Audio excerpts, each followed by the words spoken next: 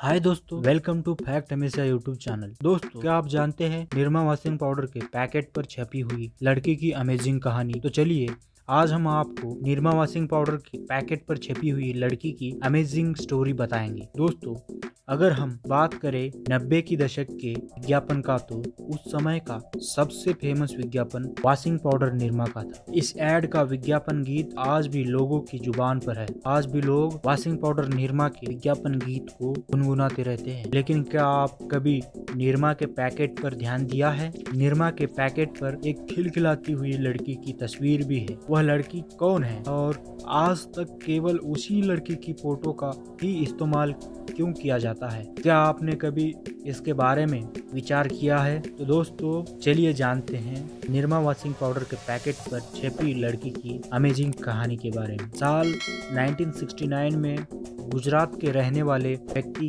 कृष्ण भाई पटेल ने Nirma washing powder की शुरुआत किया था। कृष्ण भाई एक बेटी के पिता थे जिसके नाम निरुपमा था, लेकिन वह अपनी बेटी को प्यार से निरमा कहकर पुकारते थे। हर पिता की तरह कृष्ण भाई भी अपनी बेटी से बेहद प्यार करते थे और वह भी चाहते थे कि उनकी लड़की बड़ी होकर खूब नाम कमाए। लेकिन दोस्तों, उस लड़की की किस्मत को कुछ और ही मंजूर था और इसके बाद जो हुआ उसके बारे में कृष्ण भाई ने कभी सपने में भी नहीं सोचा था। हुआ कुछ ऐसा कि निरुपमा का एक्सीडेंट हुआ और उसकी वजह से निरुपमा की देहांत हो गया। दोस्तों, अपनी बेटी की मौत से कृष्ण भाई पटेल बिल्कुल टूट चुके थे और कृष्ण भाई इसके साथ ही उनका अपनी बेटी को कुछ बनते देखने का भविष्य का सपना भी चकनाचूर हो गया था। लेकिन उन्होंने अपना मन बना लिया था कि वह अपनी बेटी को दुनिया में अमर करके ही रहेंगे और दोस्तों,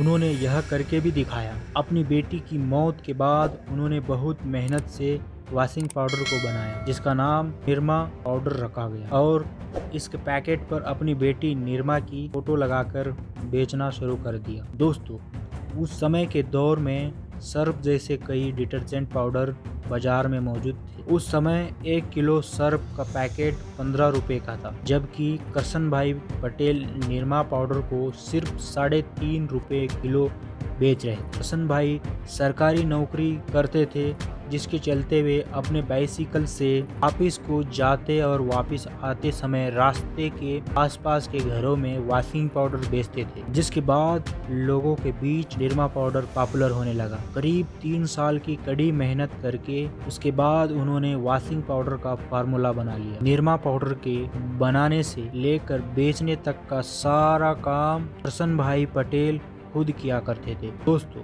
इसके लिए उन्होंने अपनी सरकारी नौकरी तक छोड़ दिया था और अपनी सारी मेहनत निरमा पाउडर को बनाने और बेचने में लगा दिया था। दोस्तों, उन्होंने निरमा पाउडर को आम लोगों के घरों तक पहुंचाने के लिए एक टीम भी बनाई और इस टीम का काम सभी दुकानों में जाकर वॉशिंग पाउडर बेचना था। दिन ब दिन बाजार में निरमा वॉशिंग पाउडर पॉपुलर होने लगा, लेकिन इसके बाद लोगों ने कृष्ण भाई से माल उधार पर लेना शुरू कर दिया और उधार वापस देने के समय सब बहाने बनाने शुरू कर देते थे, जिसकी वजह से उन्हें भारी नुकसान भी उठाना पड़ा था। लेकिन दोस्तों, उन्होंने हार नहीं मानी। उसके बाद जो उन्होंने कर दिखाया उसे आज भी लोग भूला नहीं है। दोस्तों, इतने भारी नुकसान के बाद कृष्ण भाई ने अपनी टीम को मार्केट से अपने सारे वॉशिंग पाउडर के पैकेट को वापस लाने के लिए कह दिया और इसके बाद उनकी पूरी टीम को लगा कि शायद अब कृष्ण भाई पटेल हार मान चुके हैं और वह अपना निरमा पाउडर का काम बंद कर देंगे। दोस्तों, लेकिन